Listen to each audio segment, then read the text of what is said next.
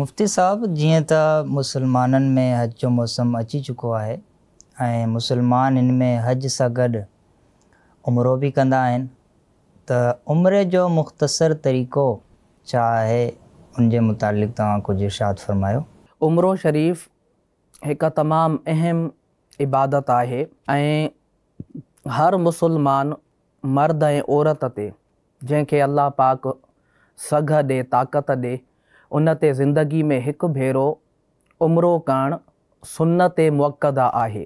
उम्रे शरीफ़ जा फ़ज़ाइल, उन जूं फ़ज़ीलतूं अहादीस मुबारका में घणनि मक़ामनि ते बयानु थियूं आहिनि।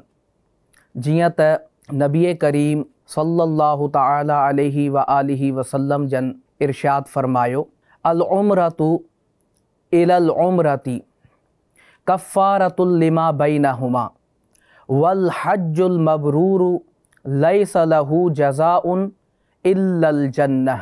पाण सगोरन सल्लल्लाहु अलैहि वसल्लम जन इरशाद फ़रमायो, हिकु उमिरो ॿिए उमिरे करण ताईं कफ़ारो आहे उन्हनि सभिनी गुनाहनि लाइ जेके उन जे विच में थिया। ऐं हज मबरूर यानी जेको हज अल्लाह पाक जी बारगाह में क़बूल थी वञे, उन जी का बि जज़ा नथी मिली सघे सिवाय जन्नत जे। अहिड़ा ई फ़ज़ाइल तमामु घणा उम्रे शरीफ़ जा आहिनि।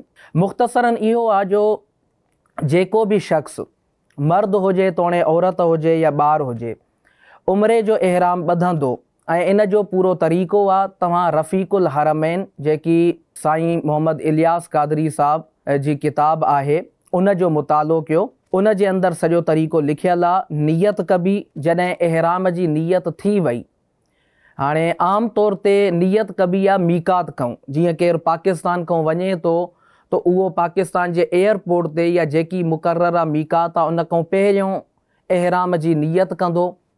मके शरीफ़ जॾहिं उहो तमामु ज़रूरी मामलात करे एयरपोर्ट ते लही सामान वठी सभु कुझु करे पुॼंदो, जॾहिं उहो हरम शरीफ़ में दाख़िल थींदो त सभ खां पहिरियों कमु उमिरे जे अंदरि उहो तवाफ़ आहे।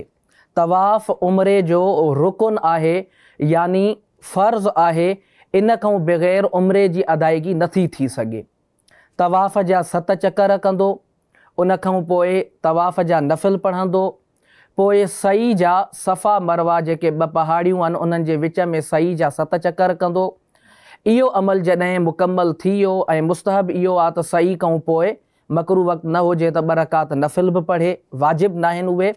ऐं पोइ अगरि मर्द आहे त उन जे लाइ अफ़ज़ल ऐं सुन्नत इहो आहे त पंहिंजो मथो कूड़ाए, पर अगरि उहो वार कटराए थो, मतिलबु जेकी आङुर आहे इन जे हिकु पोरे ताईं वार कटराए थो, त बि उन जे उहो इहराम खां ॿाहिरि थी वेंदो।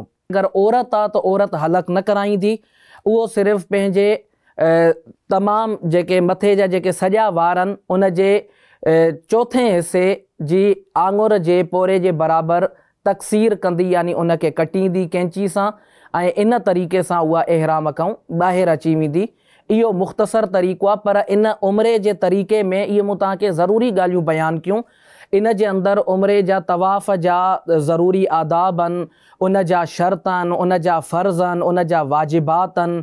कंहिं ॻाल्हियुनि खां तवाफ़ में बचिणो आहे उहा तफ़सीलात आहे। ईअं ई सही जा वाजिबात, सही जा शर्त आहिनि, कंहिं ॻाल्हियुनि खां सही में बचिणो आहे, इन्हनि जी बि वधीक तफ़सील आहे। ईअं ई जेके तवाफ़ जा नफ़िल पढ़णा आहिनि, वाजिब आहिनि, उन जो बि तफ़सील आहे। उन जे तफ़सील जे लाइ अवां रफ़ीकुल हरमैन जो ज़रूरी ऐं लाज़मी मुतालो कयो। सिंधी सोशल मीडिया पेज खे लाइक कयो, फॉलो कयो ऐं शेयर कयो।